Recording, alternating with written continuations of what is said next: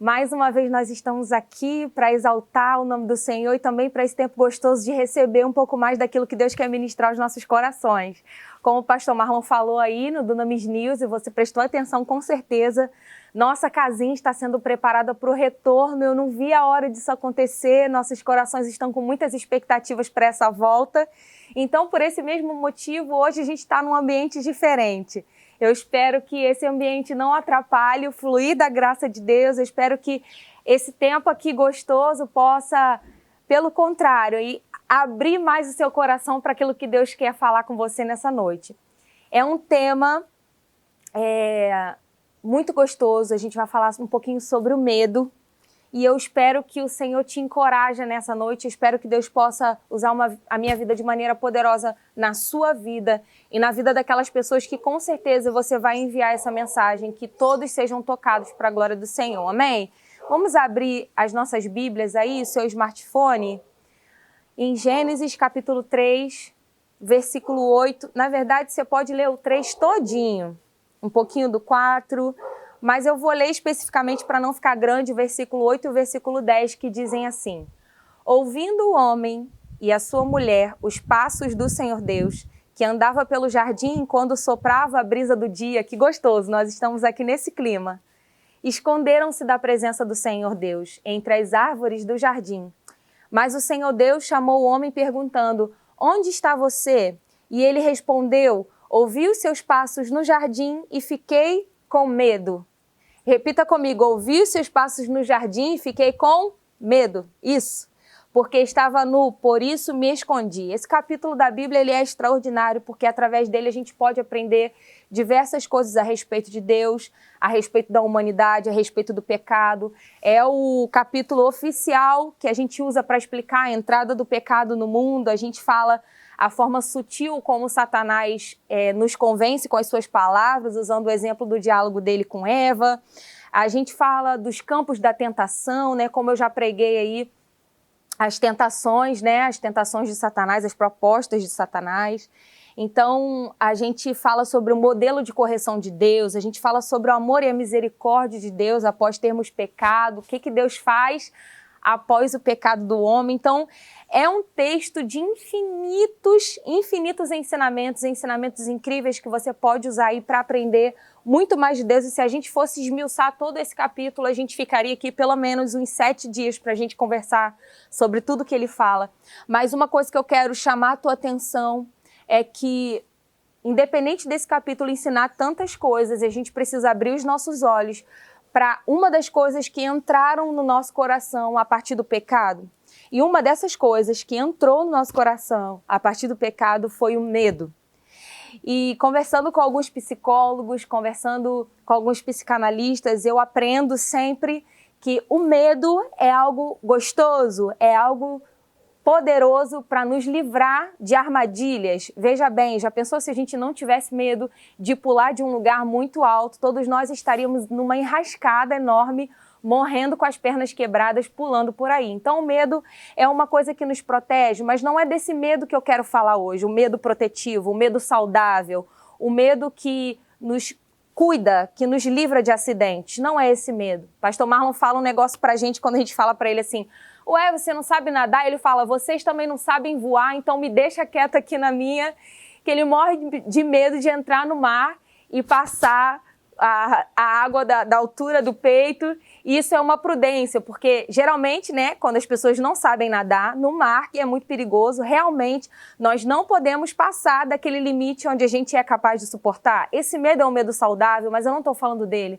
Eu estou falando de um medo paralisante, frustrante, que causa distância de Deus e que corta o fluir da graça de Deus nas nossas vidas e corta principalmente o nosso relacionamento com Deus. Então, eu estou falando do medo ruim, um medo que faz mal, um medo que paralisa. E como eu falei de prudência, né? Eu fui procurar a diferença de prudência e medo. A prudência é uma coisa que nos leva a analisar os riscos com sabedoria antes de tomar decisões importantes. Antes de tomar decisões importantes, a prudência faz a gente analisar o risco. O medo faz a gente não tomar as decisões importantes. Você está entendendo qual é a diferença disso? E a desculpa do medroso é a prudência. Então é uma linha muito tênue e a gente tem que ter muito cuidado para não achar que está andando na atmosfera do medo. Aliás, para não andar na atmosfera do medo achando que a gente está andando na atmosfera da prudência. Há uma diferença muito grande, porque o medo ele paralisa, ele não nos deixa agir, ele nos aprisiona nos nossos receios, nos faz viver em uma esfera natural e não no limite do sobrenatural de Deus. Ele faz a gente viver no limite daquilo que os nossos olhos alcançam. É uma perturbação resultante de um perigo real ou aparente. E tem aqueles medos, né, que são reais ou são medos imaginários. Ainda tem essa diferenciação. Como exemplo disso, eu queria usar uma coisa que sempre acontece aqui em casa com o João Vitor. Ele fala que está com medo de determinada coisa, e uma das coisas que já aconteceram muito aqui foi ele está com medo de estar no quarto dele na hora de dormir. E eu perguntava, filho, você está com medo de quê? E ele, eu não sei, eu estou com medo do meu quarto. E eu falei, mas é escuro? É a porta fechada? É o quê? O que é? Tem alguma sombra? Você quer que a mamãe acenda a luz? E ele fala, não, eu não sei, eu apenas estou com medo e eu não estou conseguindo ficar dentro do meu quarto. A gente já resolveu essa questão, a gente conversa bastante sobre isso. E tem sido incrível explicar para ele que esse não é um medo real. Para um medo real existir, a gente precisa saber defini-lo, a gente precisa saber de onde ele está vindo. E aí, esse medo paralisava ele, esse medo não deixava ele dormir no seu quarto. Mesmo ele não sabendo de onde estava vindo, o medo faz isso com a gente. E existem 3 melhores amigos do medo. Como a gente pode acompanhar no texto aqui, a primeira coisa que eles fizeram após sentir medo foi fugir. Quando Deus chega perto deles e pergunta onde vocês estavam, aonde você está, por que você está se escondendo, já estou usando a minha linguagem, né? Não foi nada disso que Deus falou. Mas quando Deus pergunta por eles e começa a buscá-los, eles falam, nós tivemos medo e por isso nos escondemos. O medo, um fruto do medo é a fuga. E a gente precisa identificar quais áreas da nossa vida a gente tem fugido de resolver por estar com medo. O medo nos dá opções que, na verdade, não são a opção de Deus para nós. O medo me faz entrar por caminhos que não são para mim. O caminho de Adão e Eva não era fugir de Deus, era correr para Deus e confessar o seu pecado e pedir que Deus os purificasse. O caminho para Adão e Eva era chamar aquele que poderia resolver o problema que eles cometeram, o problema que levou eles a terem medo, que levou eles a perceberem que estavam nus, que levou eles a se sentirem vulneráveis. Só Deus poderia resolver esse problema na vida de Adão e Eva. Mas, na verdade, a sugestão do medo é corra, vá embora, fuja, vá para mais longe possível que você pode ir. E tiveram outras pessoas na Bíblia que passaram por isso também, tiveram essa sensação e escolheram um caminho de fuga. Eu posso lembrar de Abraão. Quando Abraão teve medo de passar por uma cidade com sua esposa, Sara, porque a Bíblia fala que ela era muito bela, ela era muito atraente. E aí ele teve medo de passar por aquela cidade e o homem mais poderoso da cidade o mataria para ficar com sua esposa, Sara. Esse medo fez que ele fugisse, que ele tivesse uma fuga. E a fuga que ele usou foi o caminho da meia-verdade. E aí eu já aproveito para te dar uma chave. Meia-verdade é uma mentira completa. Não caia nessa armadilha. E aí ele mentiu sobre a meia-verdade, né? É porque, sim, ele disse que era irmão e não esposo e submeteu Sara a uma situação super constrangedora, porque um homem, ouvindo que aquela mulher não era comprometida, decidiu tomá-la como esposa. E Deus fez várias coisas, enfim, mandou mensagens para esse grande governante e graças a Deus isso pôde ser revertido. Mas o medo de Abraão ser morto fez com que ele mentisse sobre o seu relacionamento com Sara. Outro homem que a gente pode ver na Bíblia que caminhou por essa fuga foi Jonas. Vocês conhecem a história de Jonas.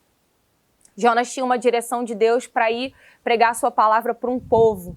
E por medo que Deus salvasse aquele povo, porque na mente dele aquele povo não merecia ser salvo. Por medo, ele resolveu ir para outro lugar e ele tomou um barco e foi para a direção oposta. Infelizmente, o descaso foi a fuga de Jonas. Ananias e Safira também, todos estavam vendendo seus bens e doando para a obra de Deus e eles tinham medo de doar tudo e a fuga foi o roubo. o medo de falar a verdade. Nós não queremos dar todo o dinheiro da venda do nosso terreno para a obra, nós queremos dar só uma parte. O medo de serem rejeitados por estarem fazendo alguma coisa diferente do que todo mundo estava fazendo fez com que eles tomassem a atitude de fugir pela porta da mentira e do roubo. Eles disseram que deram tudo e, na verdade, tinham tirado uma parte para si, colheram consequências também terríveis. Judas fugiu por meio do suicídio, fez com que o nosso Rei da Glória fosse crucificado numa forma tão penosa, tão dolorosa. Ele o entregou, né, para os inimigos, para aqueles que queriam matá-lo. E ao invés de se arrepender e voltar atrás, o caminho que ele encontrou foi o caminho do suicídio. Fugiu de uma situação de erro. Então, se a gente for olhar, mentira, descaso, roubo, suicídio, outros fugiram de algo. Se a gente for olhar lá no Novo Testamento, Marcos fugiu do segundo conflito de ideias. Ele teve um primeiro conflito de ideias na missão e ele resolveu se separar daquela missão, ir para outro lugar e fugir. Por medo do conflito, ele resolveu fugir da missão. Pedro também. Pedro, na verdade, fugiu de assumir a sua identidade de discípulo. Quando perguntaram para ele, Jesus já havia sido levado, e quando perguntaram para ele se ele andava com Jesus, porque o reconheceram pela sua forma de falar, ele falou que não conhecia o seu mestre. Isso também é uma fuga de assumir a sua identidade de discípulo, são frutos do medo.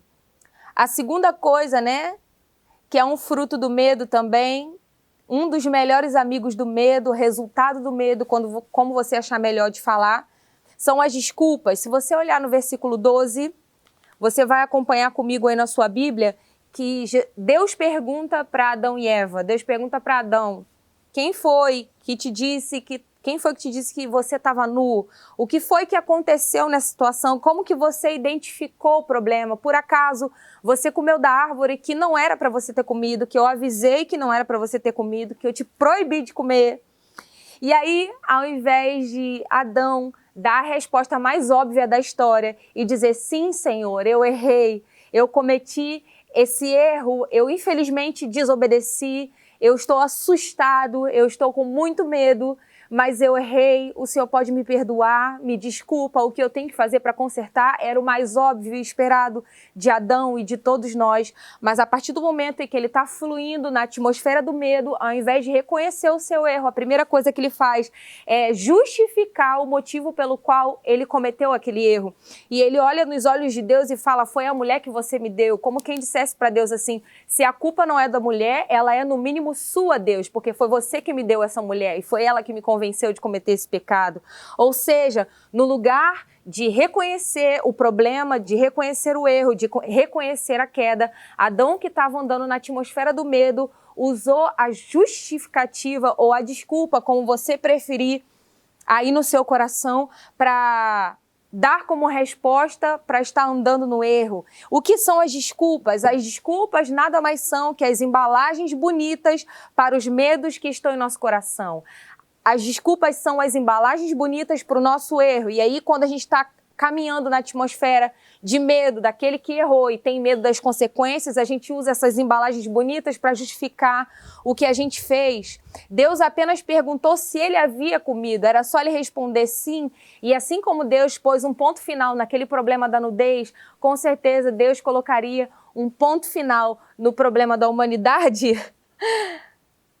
A segunda coisa que Deus fez a partir dessa desculpa foi sacrificar um animal para cobrir a nudez de Adão e Eva. Deus tem solução para os problemas que as nossas desobediências nos causam.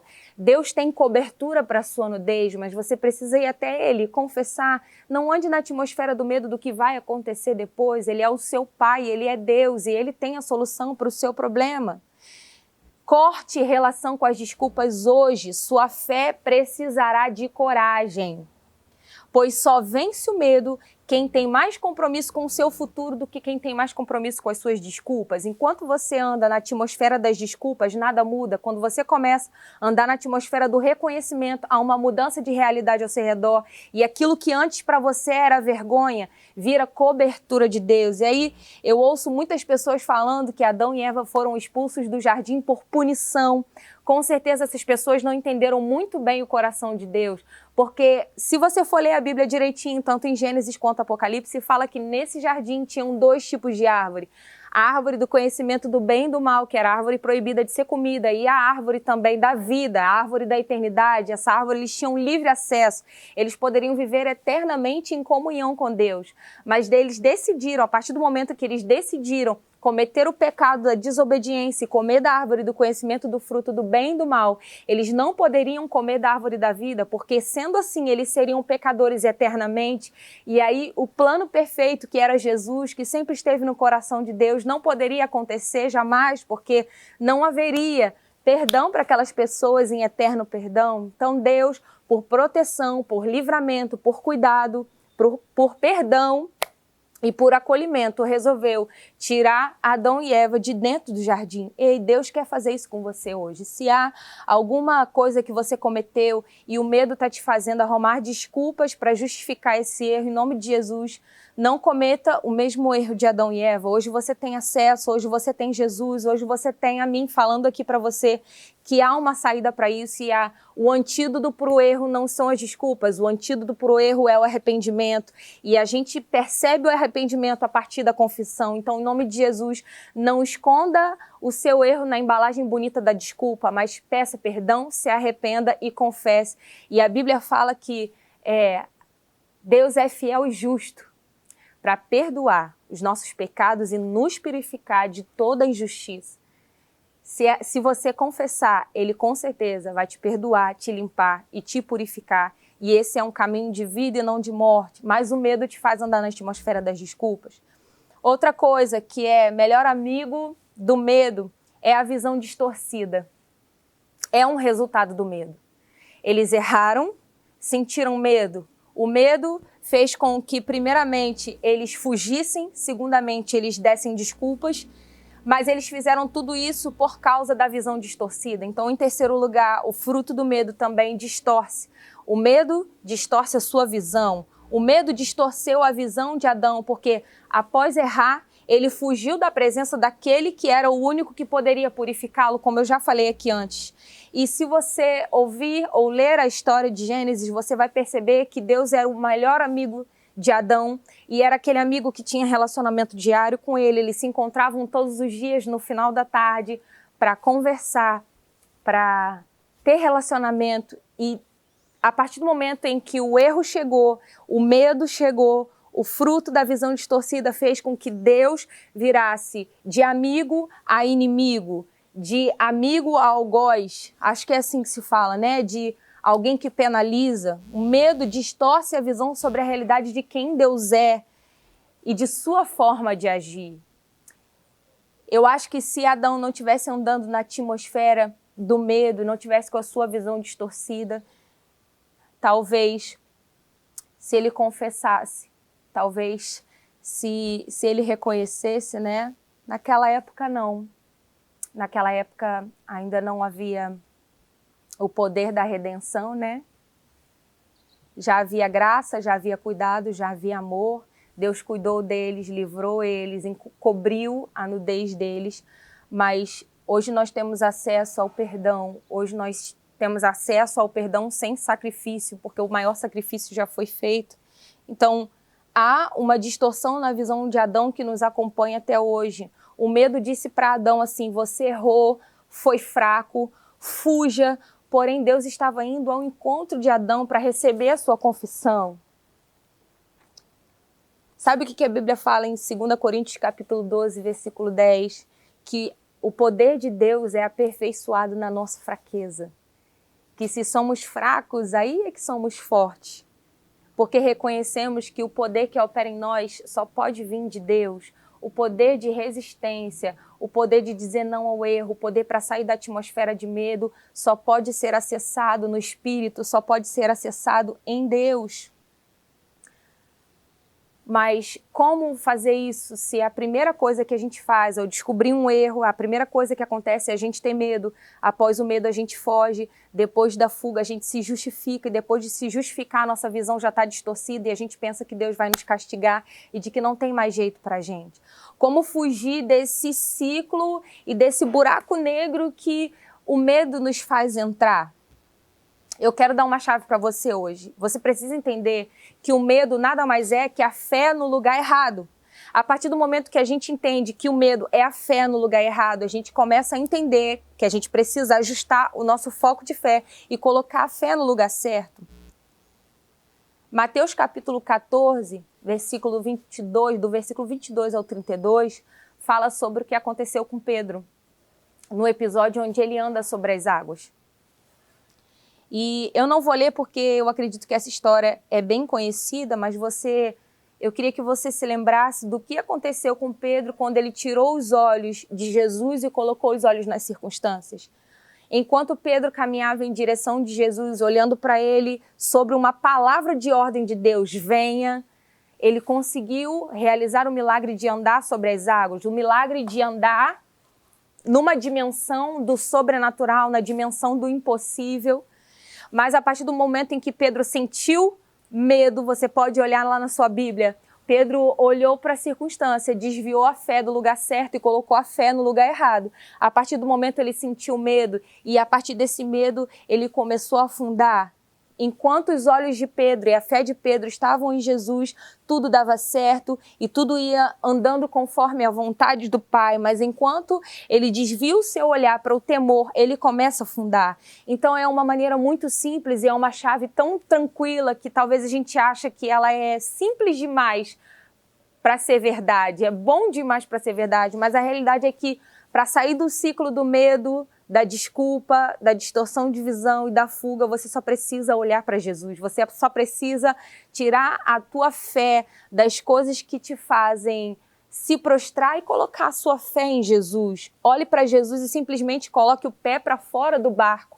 Simplesmente ouse obedecer, simplesmente obedeça, simplesmente crie expectativas no que Deus pode fazer, simplesmente coloque a sua fé no lugar certo. A gente está passando por um momento de pandemia e enquanto a gente olha para as circunstâncias, a gente teme, treme, estremece, a gente quase enlouquece, mas quando a gente olha para o que Deus é e para a identidade de Deus, Deus forte, protetor, que traz livramento, que ainda que eu ande pelo vale da sombra da morte, eu não temerei mal algum, porque o Senhor está comigo, a gente passa a caminhar de uma forma com que o medo não nos paralisa mais e que a pandemia, as dificuldades, as doenças, as circunstâncias adversas não são mais situações paralisantes.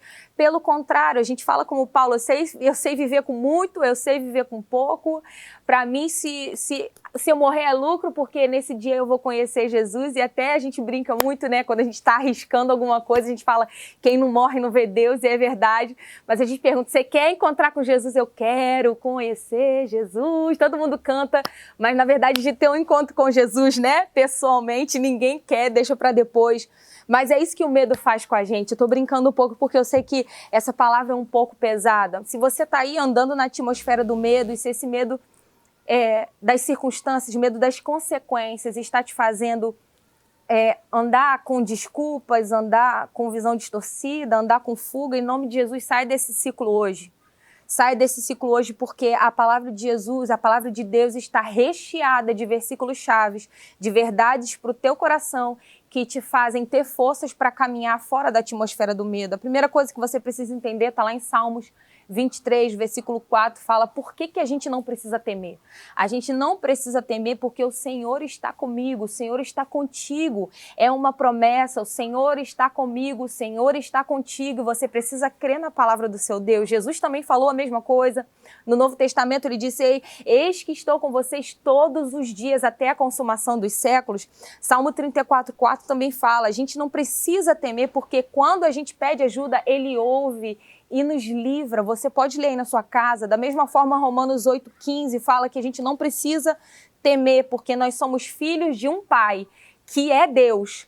Imagina a sua paternidade é representada por alguém que fez todo o universo. Salmo 56:3 fala que você também não precisa temer porque ele é digno de confiança. Deus é digno de confiança. 2 Timóteo, capítulo 3, versículo 11, fala que você não precisa temer porque o Senhor livrou Paulo de coisas terríveis e pode nos dar livramento também. E nesse dia, eu queria que, em nome de Jesus, a gente se livrasse desse medo paralisante. Que o Senhor possa nos tocar de maneira especial, que a nossa confiança seja renovada nele. E o medo que eu trouxe como exemplo foi um medo pós-queda, foi um medo pós-erro. E eu quero fazer 2 tipos de apelo nessa noite para você. A primeira coisa que eu queria que a gente orasse a respeito é sobre aquelas pessoas que estão aprisionadas no medo porque caíram, porque erraram e não tem força suficiente para confessar e para se livrar dessa dor que é sustentar uma mentira. Jesus quer te livrar disso hoje, em nome de Jesus. Em nome de Jesus, se livre de todo o peso hoje, confesse, se arrependa, volte atrás, pratique as boas obras. Você pode sim receber uma folha em branco e ter a sua história reescrita por Deus, com livramento e com leveza. Você não precisa andar como alguém que está caído para sempre, você pode se levantar dessa queda. E a Bíblia fala que aqueles que estão de pé precisam ter cuidado para que não caiam. Então, todos nós estamos vulneráveis e suscetíveis ao erro. Você não é pior do que ninguém. Então, nessa noite, eu quero te encorajar a se livrar desse peso da mentira, desse peso de andar com esse erro. Em nome de Jesus, se arrependa, confesse. Creia que Jesus pode te purificar, te limpar. E a segunda coisa que eu quero orar hoje é por pessoas que estão aprisionadas no medo mesmo. Nesse tempo eu acredito e entendo que é comum muitas pessoas estarem caminhando com medo do amanhã, com medo da incerteza, com medo desse, como dizem, né, nos noticiários, do novo normal. A gente simplesmente não tem controle das coisas. Mas eu quero te lembrar que Deus, Ele não perdeu o controle da sua vida. Ele não perdeu o controle da história. Ele sabe de todas as coisas. E você não precisa caminhar a partir do medo, da ansiedade, do desespero. Ele tem a paz que excede todo entendimento. E é essa paz que eu quero ministrar sobre você nessa noite. Então vamos orar em nome de Jesus. Pai, a tua palavra acabou de ser falada aqui e nela tem várias referências de que nós não precisamos temer. Então, se nós estamos temendo, Deus, nós não estamos cheios da tua palavra. Deus, que essa verdade, que essa palavra seja verdade, que faça sentido dentro do nosso coração e que ela transborde nas nossas atitudes, nos nossos sentimentos. Deus, eu quero ministrar sobre as pessoas que estão com ansiedade por causa do medo agora, que elas sejam restauradas. Todo coração que está acelerado nesse momento, eu te peço que o Senhor desacelere, que o Senhor tire a respiração ofegante, que o Senhor possa convencer todos nós, ó Deus, do teu cuidado, do teu zelo e da tua proteção. A tua palavra fala que os seus anjos acampam ao redor daqueles que temem e os livra. Então, acampa os teus anjos ao nosso redor, nos livra de todo mal em nome de Jesus, mas principalmente nos livra da nossa própria mente, que calcula coisas e que começa a pensar no amanhã e já fica ansioso. Deus, nós sabemos que a tua palavra fala que basta cada dia o seu mal e que é para a gente não andar ansioso com coisa alguma. Então, em nome de Jesus, tira toda a ansiedade de nós, todo medo de nós. Da mesma forma, Senhor, se há pessoas que estão ouvindo essa mensagem e estão sustentando uma queda, estão sustentando uma mentira com desculpas, ou Deus, estão fugindo da verdade. Em nome de Jesus, eu quero te pedir que o seu poder opere no coração dessas pessoas, que teu Espírito Santo, que convence de todo pecado, de justiça e de juízo, possa convencer para o arrependimento, que haja cura, que haja libertação, ó Deus, e que esse fardo que eles estão carregando sejam trocados pelo teu que é leve e que é suave. Em nome de Jesus, ó Pai, ministra um arrependimento sobre todos nós, e que nós nos livremos, ó Deus, de toda queda, em nome de Jesus, que a gente se levante na autoridade do teu nome, ó Pai. Amém, em nome de Jesus. Amém. Eu espero que essa palavra tenha feito sentido para você, que tenha abençoado seu coração. Eu espero mais ainda que ela produza frutos verdadeiros, tá? Porque não adianta a gente ouvir aquilo que Deus quer ministrar no nosso coração e a gente não se posicionar com atitudes, né? Após o direcionamento. Então, que você tenha força para se posicionar, tá bom? E em segundo lugar, se você está aqui, ouviu, está sentindo um arrependimento aí no seu coração, quer confessar Jesus como Senhor e Salvador da sua vida, você pode entrar em contato com o número que está aparecendo aí abaixo agora. Esse é o nosso canal direto de comunicação e a gente vai ter o maior prazer de te conhecer e de te introduzir na família de Jesus. A palavra fala que todos quantos recebem Jesus, recebem junto o direito de serem feitos, chamados filhos de Deus. E como filhos de Deus, nós somos parte de uma só família, você é muito bem-vindo na nossa. Então manda uma mensagem para esse número para a gente conhecer você e te ajudar nessa nova caminhada de fé, amém? Da mesma forma, você que está aqui, eu não sei se você está pelo YouTube ou pelo Facebook, não importa por onde você esteja, nós estamos ficando tão aleluiados com a mensagem que a gente está esquecendo de dar um toquinho lá no curtir, de dar um toquinho no compartilhar. Isso não pode acontecer, joia? Eu preciso demais que a gente curta o vídeo, que a gente compartilhe, porque isso vai fazer o canal crescer e vai abençoar a vida de um maior número de pessoas possíveis. Então, compartilha aí, tá, esse vídeo, curta, e eu espero que você tenha um resto de semana abençoada na presença de Deus, que seja uma semana extraordinária, que seja incrível e que seja principalmente uma semana de posicionamento e que Deus nos ajude a nos livrar de todo medo, tá bom? Em nome de Jesus, um beijo. Morrendo de saudade de vocês. Tchau!